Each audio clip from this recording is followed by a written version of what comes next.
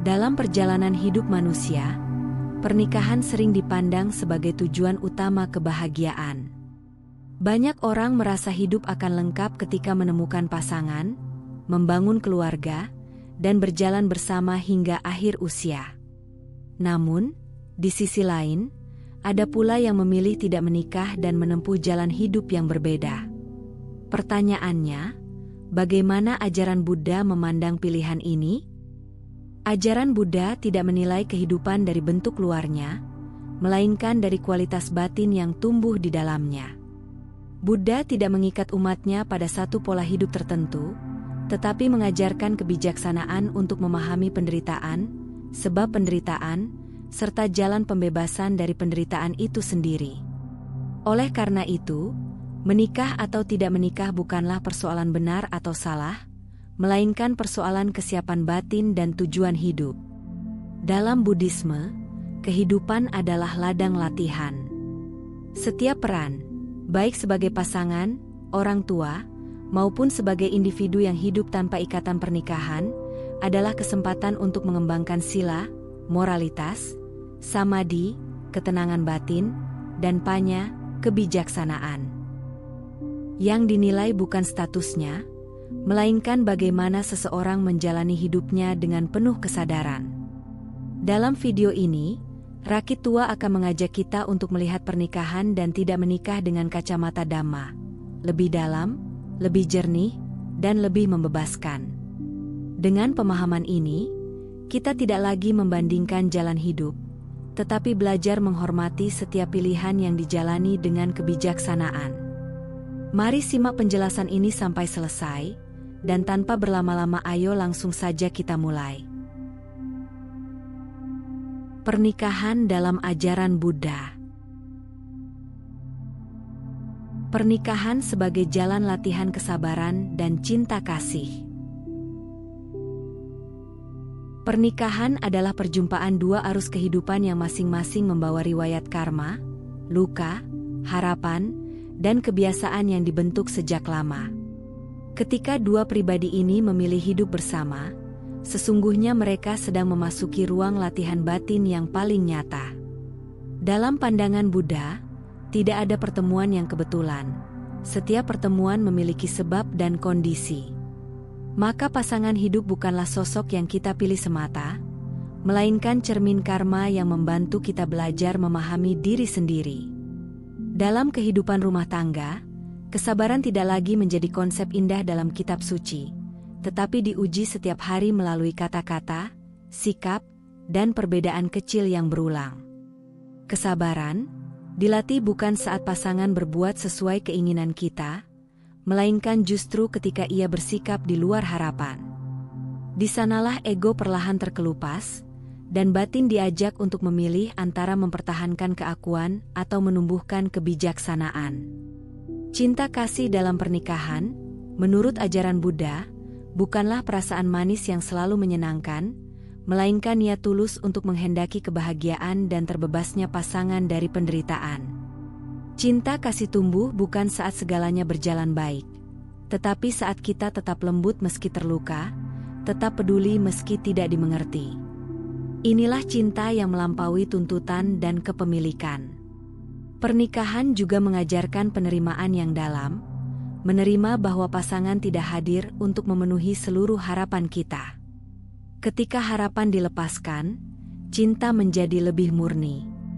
Buddha mengingatkan bahwa penderitaan muncul dari kelekatan, termasuk kelekatan pada gambaran pasangan ideal. Dengan melihat pasangan apa adanya, tanpa keinginan untuk menguasai atau mengubah, batin belajar berdiam dalam kebijaksanaan. Dengan demikian, pernikahan bukanlah janji kebahagiaan abadi, melainkan jalan latihan menuju kedewasaan batin. Ia menjadi medan untuk menumbuhkan cinta kasih, melatih kesabaran, dan menyadari sifat bahwa segala sesuatu berubah. Ketika pernikahan dijalani sebagai latihan Dhamma, ia tidak lagi sekadar ikatan duniawi, tetapi menjadi sarana untuk memperhalus batin dan mendekatkan diri pada kebebasan sejati.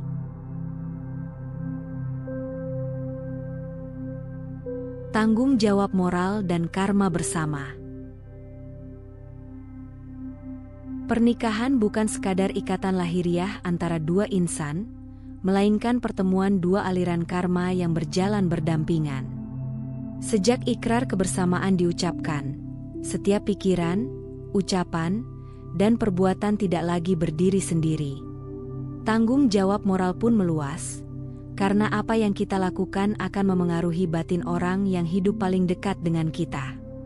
Disinilah pernikahan menjadi ruang suci untuk berhati-hati dan sadar dalam menjalani hidup. Kesetiaan dalam pandangan Dhamma bukan hanya soal menjaga hubungan dari pengkhianatan, tetapi tentang menjaga kemurnian niat. Kesetiaan adalah kesediaan untuk tidak melukai, baik secara lahir maupun batin. Ketika kesetiaan dijaga dengan kesadaran, rumah tangga menjadi tempat yang aman, tempat batin dapat beristirahat tanpa rasa takut atau curiga. Inilah wujud sila yang hidup, bukan sekadar aturan, melainkan perlindungan bagi semua pihak. Kejujuran dan saling menghormati adalah napas moral dalam pernikahan.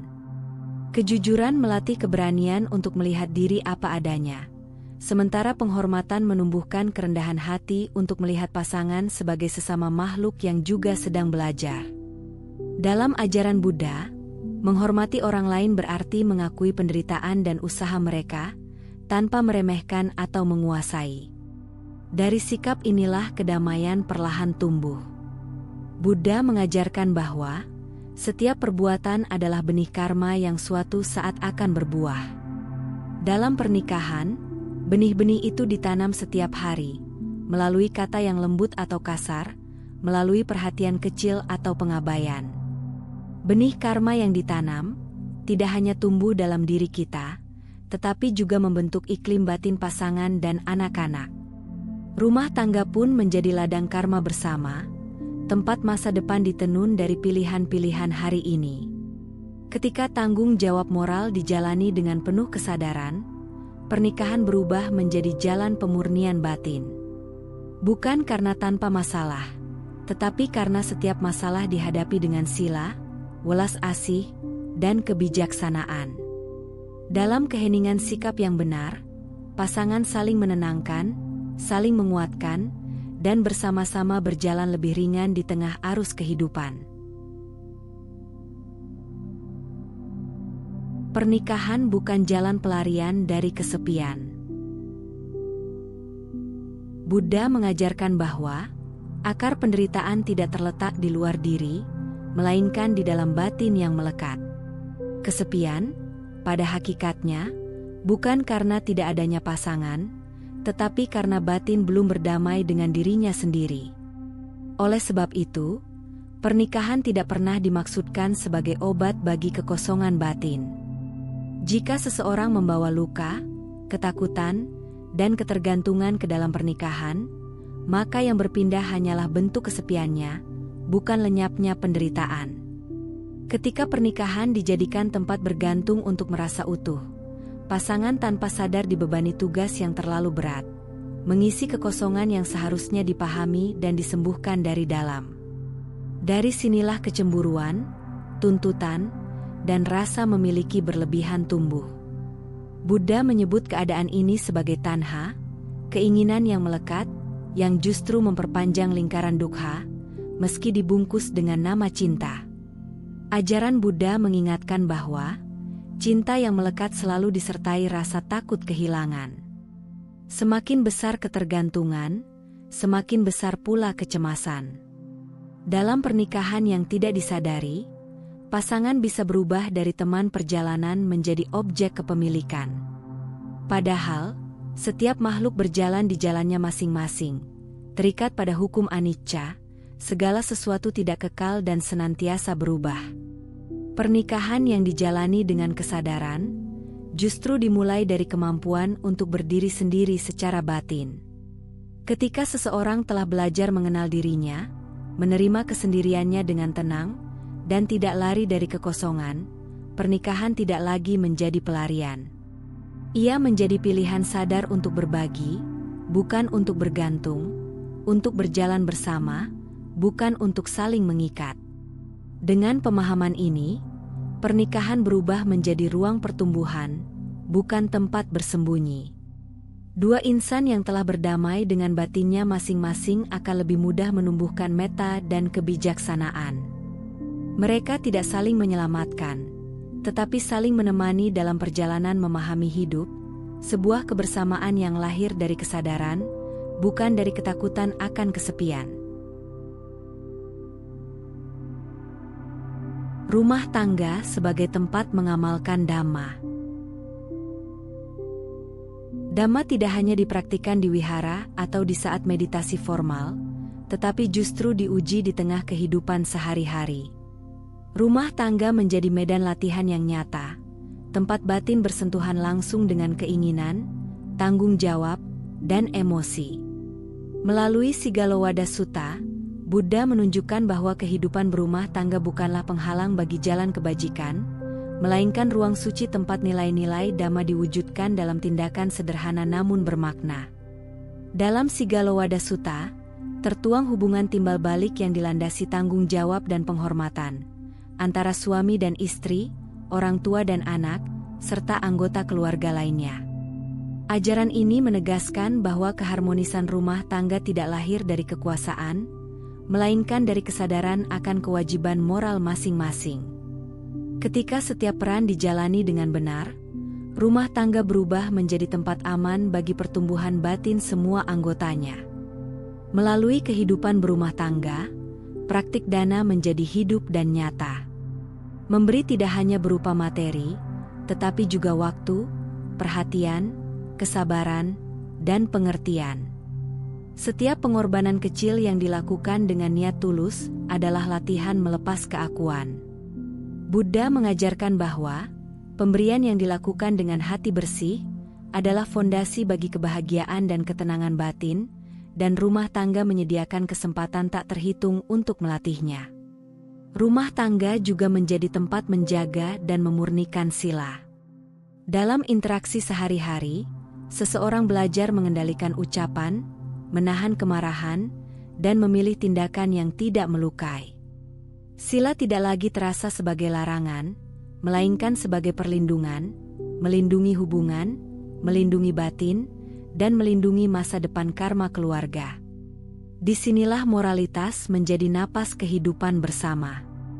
Dari latihan dana dan sila yang berkesinambungan, kebijaksanaan, panya, perlahan tumbuh. Melalui dinamika rumah tangga, seseorang belajar tentang anicca, ketidakkekalan kebahagiaan dan masalah, serta memahami bahwa penderitaan muncul dari kemelekatan. Ketika rumah tangga dijalani dengan kesadaran Dhamma, ia tidak hanya menjadi tempat tinggal, tetapi menjadi jalan menuju kedewasaan batin dan pemahaman yang membebaskan. Tidak menikah dalam ajaran Buddha. Pilihan hidup yang sah dan dihormati. Dalam ajaran Buddha, nilai sebuah kehidupan tidak diukur dari status sosial atau bentuk hubungan yang dijalani, melainkan dari kemurnian batin dan kualitas kebajikan yang ditumbuhkan. Oleh karena itu, pilihan untuk tidak menikah tidak pernah dipandang sebagai kekurangan atau penyimpangan. Selama seseorang hidup dengan sila, tanggung jawab, dan niat yang benar, jalan hidup itu tetap mulia dan bermakna. Buddha tidak mengajarkan keseragaman jalan hidup, karena setiap makhluk berjalan membawa kondisi batin dan karma yang berbeda. Ada yang bertumbuh melalui kehidupan rumah tangga, ada pula yang berkembang melalui kesederhanaan hidup tanpa ikatan pernikahan. Kebijaksanaan Dhamma mengajarkan penghormatan terhadap keberagaman jalan, bukan pemaksaan satu bentuk kehidupan sebagai standar kebahagiaan. Tidak menikah, bila dijalani dengan kesadaran, bukanlah bentuk penolakan terhadap cinta, melainkan pilihan untuk mencintai dengan cara yang lebih luas. Cinta tidak selalu harus terikat dalam kepemilikan, ia bisa hadir sebagai meta yang meluas kepada banyak makhluk. Dalam ketenangan hidup tanpa ikatan tertentu, seseorang dapat menumbuhkan welas asih yang lebih universal dan tidak eksklusif. Ajaran Buddha juga mengingatkan bahwa penderitaan muncul bukan karena ada atau tidak adanya pasangan, melainkan karena kemelekatan batin. Maka, Hidup tidak menikah dapat menjadi sarana latihan untuk mengamati keinginan, kesepian, dan ketakutan tanpa harus melarikan diri darinya. Dalam kesendirian yang disadari, batin justru memiliki ruang untuk mengenal dirinya lebih jujur. Dengan demikian, pilihan untuk tidak menikah adalah jalan yang patut dihormati ketika dijalani dengan tanggung jawab dan kebijaksanaan. Ia bukan pelarian dari kehidupan, melainkan cara lain untuk menghayati kehidupan dengan sadar. Dalam ajaran Buddha, yang terpenting bukan bagaimana seseorang hidup di mata dunia, tetapi bagaimana batinnya bertumbuh menuju kedamaian dan pembebasan. Ruang lebih luas untuk latihan batin. Buddha menyadari dengan jelas bahwa kebebasan batin tumbuh seiring dengan berkurangnya keterikatan. Ketika seseorang memilih hidup tidak menikah, seringkali terbuka ruang yang lebih luas untuk hening dan menyelami batin sendiri. Kesunyian bukan lagi sesuatu yang ditakuti, melainkan sahabat yang mengantar pada pemahaman diri. Di ruang inilah batin belajar diam, jujur, dan melihat segala sesuatu apa adanya. Hidup tanpa ikatan pernikahan dapat menghadirkan kesederhanaan yang menyejukkan. Dengan lebih sedikit tuntutan dan peran duniawi, perhatian dapat diarahkan pada latihan batin yang mendalam. Meditasi tidak lagi sekadar kegiatan, tetapi menjadi cara hidup, cara hadir penuh dalam setiap napas, langkah, dan kesadaran. Dalam keheningan yang terjaga, kebisingan batin perlahan mereda. Pendalaman Dhamma juga menemukan tanah yang subur dalam hidup yang sederhana. Waktu yang lebih lapang memungkinkan seseorang merenungkan ajaran Buddha secara lebih mendalam, bukan hanya memahaminya secara intelektual, tetapi menghidupinya dalam pengalaman langsung. Dhamma tidak lagi dibaca sebagai teks, melainkan dirasakan sebagai cermin kehidupan yang memantulkan kebijaksanaan.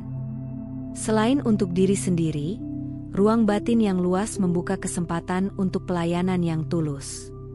Tanpa keterikatan yang kuat pada kepentingan pribadi, seseorang dapat melayani dengan hati yang ringan dan niat yang bersih.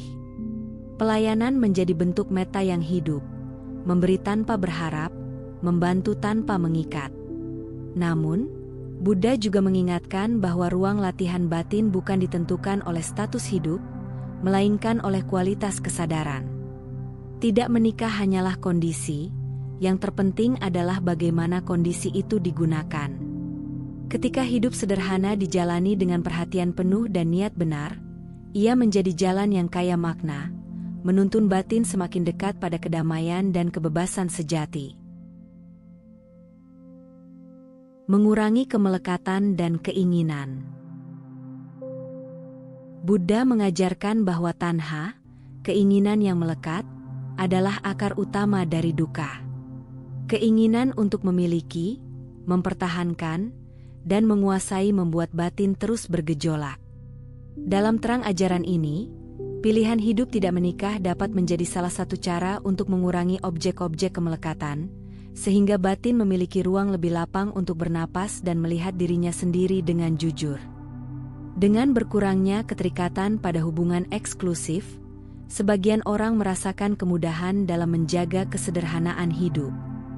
Dorongan indria yang biasanya mengikat pikiran, seperti hasrat, kecemburuan, dan rasa memiliki, menjadi lebih mudah diamati dan dikendalikan.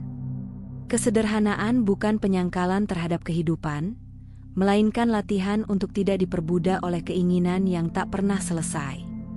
Namun Buddha juga menegaskan bahwa kemelekatan tidak selalu berwujud pasangan atau hubungan. Ia bisa bersembunyi dalam ambisi, pencapaian, pandangan diri, bahkan dalam identitas sebagai orang yang memilih jalan spiritual. Jika batin masih melekat pada bentuk-bentuk lain, maka dukkha tetap menemukan jalannya, meski hidup tampak sederhana di permukaan. Oleh karena itu, inti latihan bukanlah menghindari objek keinginan, melainkan memahami hakikat keinginan itu sendiri. Dengan perhatian penuh, seseorang belajar melihat tanha muncul, bertahan, lalu lenyap. Dari pengamatan yang jernih inilah kebijaksanaan tumbuh, bahwa tidak ada satupun yang pantas dilekati secara mutlak. Ketika kemelekatan berkurang, batin menjadi ringan dan terang. Hidup tidak lagi digerakkan oleh kekurangan, melainkan oleh kecukupan. Baik menikah maupun tidak menikah, kebebasan sejati hadir ketika keinginan tidak lagi menguasai batin, dan hidup dijalani dengan kesadaran, keseimbangan, serta kebijaksanaan yang mencerahkan. Tidak menikah bukan penolakan terhadap kehidupan.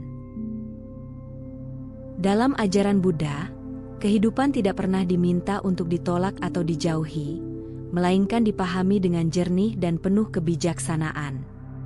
Jalan spiritual bukanlah pelarian dari dunia, tetapi keberanian untuk menatap kehidupan apa adanya, lengkap dengan perubahan, kehilangan, dan ketidakkekalannya. Oleh karena itu, pilihan untuk tidak menikah tidak dapat dipahami sebagai penyangkalan terhadap kehidupan, melainkan sebagai salah satu cara menghayati kehidupan dengan sadar. Tidak menikah bukan berarti menutup pintu cinta, melainkan memperluasnya. Buddha mengajarkan metta dan karuna sebagai cinta yang tidak memilih, tidak mengikat, dan tidak menuntut balasan. Dalam cinta yang universal ini, seseorang belajar menghendaki kebahagiaan bagi semua makhluk, bukan hanya bagi satu orang yang menjadi pusat keterikatannya. Cinta semacam ini tidak menyempitkan hati, justru meluaskannya. Seringkali manusia mengaitkan kebahagiaan dengan kepemilikan dan keterikatan. Padahal, Buddha menunjukkan bahwa kebahagiaan sejati lahir dari batin yang bebas dari tuntutan. Hidup tidak menikah dapat menjadi latihan untuk mencintai tanpa memiliki, dekat tanpa melekat, dan peduli tanpa menguasai. Disinilah cinta berubah dari kebutuhan menjadi kebajikan. Ajaran Buddha juga mengingatkan bahwa setiap makhluk pada akhirnya berjalan sendiri menapaki hukum karma. Kesadaran ini menumbuhkan kebijaksanaan untuk tidak menggantungkan makna hidup sepenuhnya pada hubungan tertentu.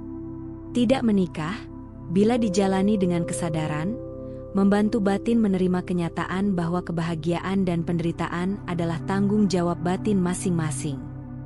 Dengan demikian, tidak menikah bukanlah penolakan terhadap kehidupan, melainkan bentuk kejujuran dalam menempuh jalan batin. Selama hidup dijalani dengan sila, metta, dan kebijaksanaan, setiap jalan adalah jalan kehidupan yang utuh. Dalam pandangan Buddha, yang terpenting bukan bentuk kehidupan yang dipilih, tetapi sejauh mana pilihan itu membawa batin menuju kedamaian dan pembebasan. Menikah dan tidak menikah dalam ajaran Buddha bukanlah dua jalan yang saling bertentangan, melainkan dua bentuk perjalanan batin yang berbeda. Keduanya dapat menjadi jalan menuju kebijaksanaan jika dijalani dengan kesadaran, dan keduanya dapat menjadi sumber penderitaan jika dijalani dengan kemelekatan. Buddha mengajarkan bahwa yang terpenting bukanlah status hidup, melainkan bagaimana batin kita merespons kehidupan. Apakah kita hidup dengan keserakahan atau kebijaksanaan? Dengan ego atau cinta kasih? Dengan ketidaksadaran atau perhatian penuh?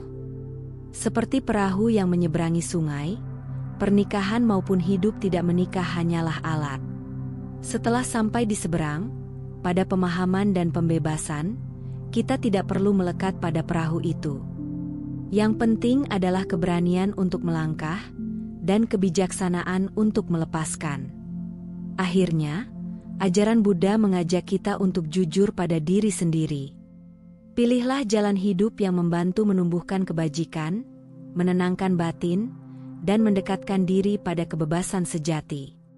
Karena kebahagiaan sejati tidak terletak pada menikah atau tidak menikah, melainkan pada batin yang terbebas dari penderitaan. Jika video ini bermanfaat, jangan lupa dukung kami dengan cara berikan like dan subscribe, bagikan kepada teman dan orang yang kamu sayangi, dan jangan lupa tinggalkan komentar yang positif. Kamu juga bisa berlangganan untuk mendukung kami, atau berdonasi melalui saweria yang tercantum pada deskripsi video ini. Cukup sampai di sini dulu video kali ini. Mari bersama Rakitua membina diri di jalan Buddha dan semoga semua makhluk hidup berbahagia.